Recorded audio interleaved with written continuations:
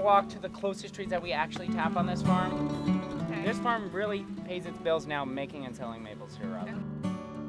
We are a family farm, 4th generation.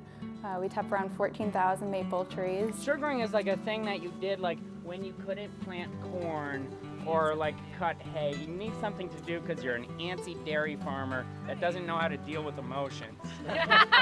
We do a lot of agritourism here. As you just saw, we bring a lot of folks to the farm. So how long has this farm been around? So people really learn about the setup in the woods, about tubing. The tree is basically storing those little nuggets of energy in that Most water. folks think of maple and they think of the buckets that hang from the trees, which isn't really how we do that anymore. Tapping bits are actually a little specialized. So it's really neat to be able to share that experience with people and really learn about where their food is being made and how it's being made. And now we're working with another young guy who's starting his own beef herd, and so there's 60 to 70 cattle, beef cattle on the farm. They're in this top paddock over there.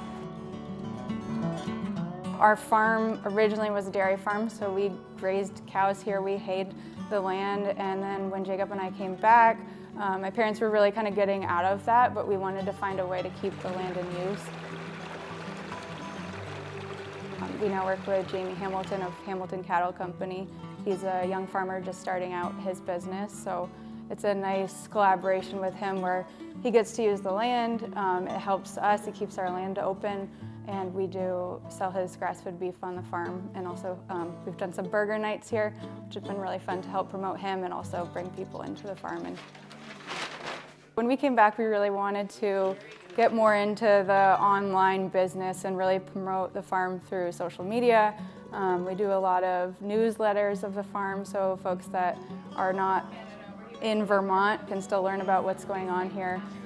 We like to share videos and photos and just keep people up to date and then in touch too. Like people that have been here, had that experience, we can continue that connection. Our retail business has grown a lot, and I think there's probably even more room for growth than that. We've already sort of, as you saw today, outgrown the store space because we do a lot of those tours. James, Haley, Alexis. People find a connection, like a personal connection with the person that is making their food, and they ideally are going home and sharing that with folks wherever they're from. We get messages too, like, we just had your maple syrup on our pancakes this morning, and we had visitors and shared with them our the tour and what we learned and how the maple syrup is made. And so ideally they're sharing that with other people.